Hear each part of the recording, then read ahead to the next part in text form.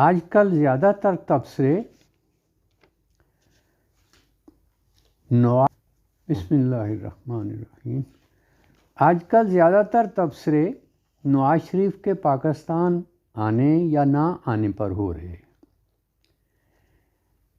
England میں تقریباً 40 آدمیوں کو جو کسی غلط طریقے سے برطانیہ میں جا بیٹھے تھے، حکومت ایسے لوگوں کو گرفتار کر کے ایک عارضی جیل میں جمع کیے جاتے ہیں اور پھر مناسب تعداد ہونے پر انہیں ان کے ملک بھیج دیا جاتا ہے۔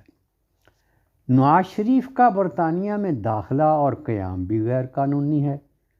برطانیہ ہمارے لوگوں کو پاکستان واپس بھیجنے والا تھا کہ پاکستان کی جانب سے برطانوی حکومت سے کہا گیا کہ نواز شریف باقی لوگوں کی طرح ناجائز طور پر وہاں قیام پذیر ہے، اس لیے اس کو بھی ہمارے دوسرے لوگوں کے ساتھ واپس بھیجا جائے، ورنہ ہم دوسرے ناجائز تارکین وطن کو بھی واپس آنے کی اجازت نہیں دیں گے۔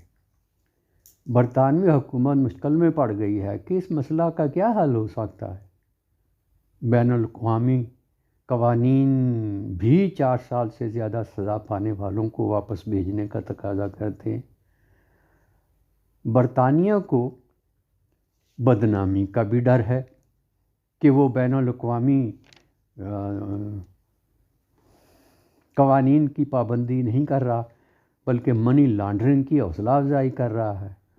ادھر نواز شریف بھی دوڑا پھر رہا ہے کہ جدہ جائے یا امریکہ جائے یا امارات۔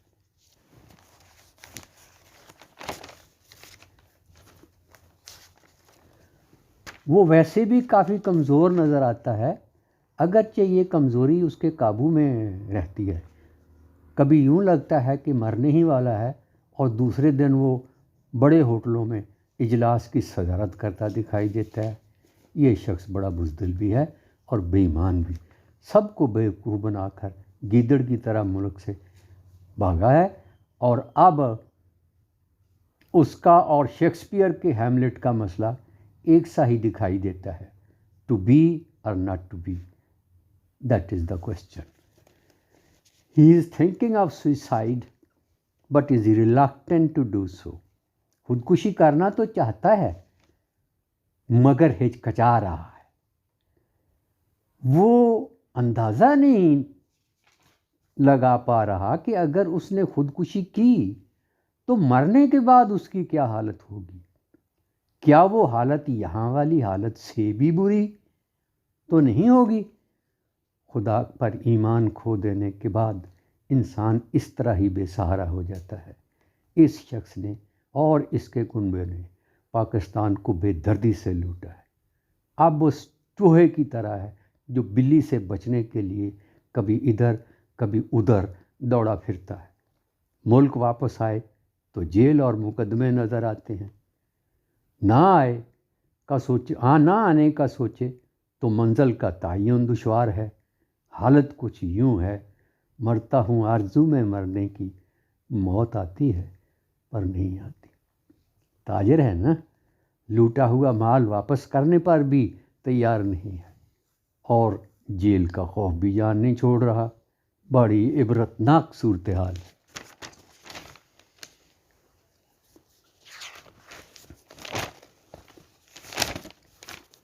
بھٹو ہوتا تو اب تک پھانسی پر لٹک گیا ہوتا۔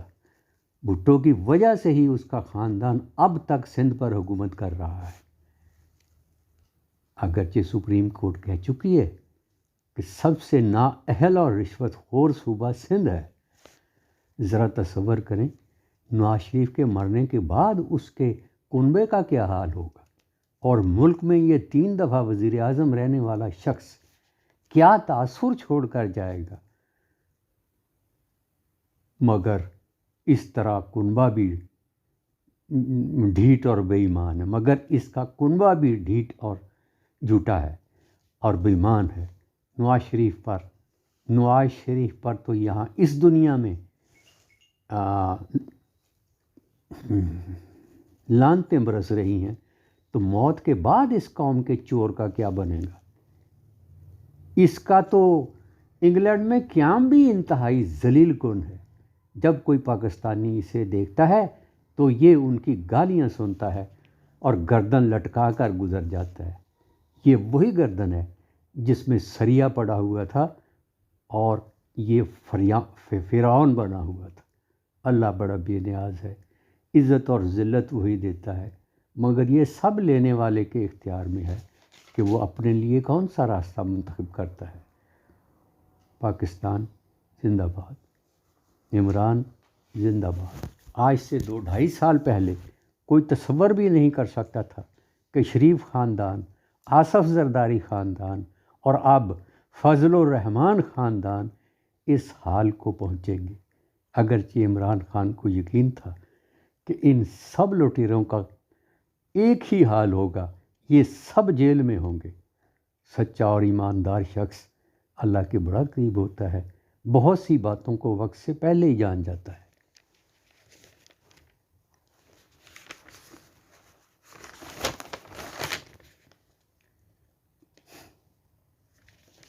اچھا جی، یہ ہو گیا۔